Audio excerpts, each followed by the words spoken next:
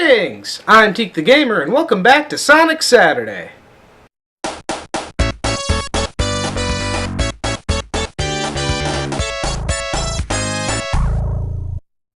Well, we've covered two versions of Sonic 1. Now it's time to move on to Sonic the Hedgehog 2. Wait, no, not that Sonic 2. This one.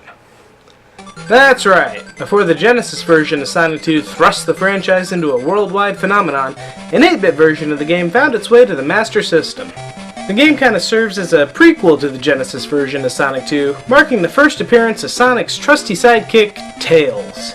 The intro shows the two-tailed fox being kidnapped by the villainous Dr. Robotnik, setting up the stage for Sonic's next adventure. The game starts off by immediately breaking Sonic tradition. There are no green hills to be found in this first stage. This time we're going underground. The underground zone is a dangerous mine filled with traps and deadly robots. For a first level, it's pretty complex. Unlike the last game, there are two routes you can take to get through to the end. The high path of the first act is a little safer and can lead you to not one, but two extra lives. But only if you can manage to stay up there. Along with the extra lives, there are a ton of rings, far more than the game's predecessor.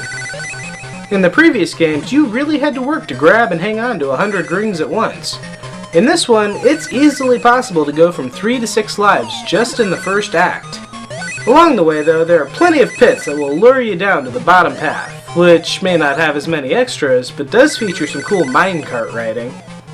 It's not all fun and games, though. There are hazards aplenty underground. Some of the tunnels have spiked ceilings with conspicuous stalactites that drop if you approach. And down in the bottom path, there's plenty of lava to worry about, too. And of course, there are a few enemies down here as well. RoboCrabs return, and Sega must have been really excited about their newfound graphics capabilities, because along with Sonic's shoes going back to being red, the RoboCrabs have gone all Two-Face on us. Other familiar foes include a new model of Laser Chameleon and a blue version of the Roller Bug. Fortunately for Sonic, rings are a bit easier to hold on to this time around. The game restores Sonic's ability to grab a loose ring after taking a hit. Of course, sometimes that power can be used against the Hedgehog.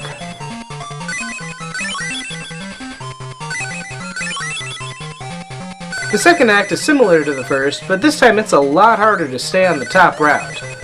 Precise jumps are needed to make it across the gaps, and you only get one shot.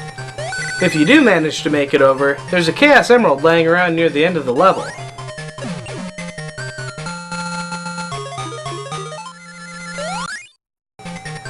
The bottom half of the level is pretty much the same as before.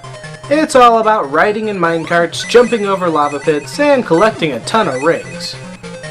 Once again, the third act is ringless, leaving Sonic defenseless against whatever robotic monstrosity is waiting for him. If he gets that far. In fact, it looks like Sonic's in for a sudden and tragic end when Robotnik shows up and saves him? What?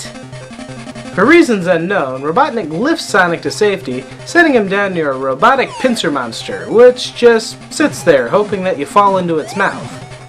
Robotnik, at least I assume it's Robotnik, then starts tossing bouncy balls down the hill.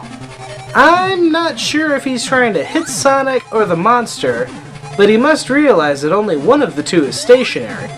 Moving around on the hill can be dangerous, but by staying still and jumping over the balls, you're fairly safe. After enough bouncy balls, Robotnik kamikazes himself into the monster. Again, not entirely sure who he was aiming at. Either way, Sonic moves on to the end of the level, freeing a bunch of trapped animals from a giant floating robot head.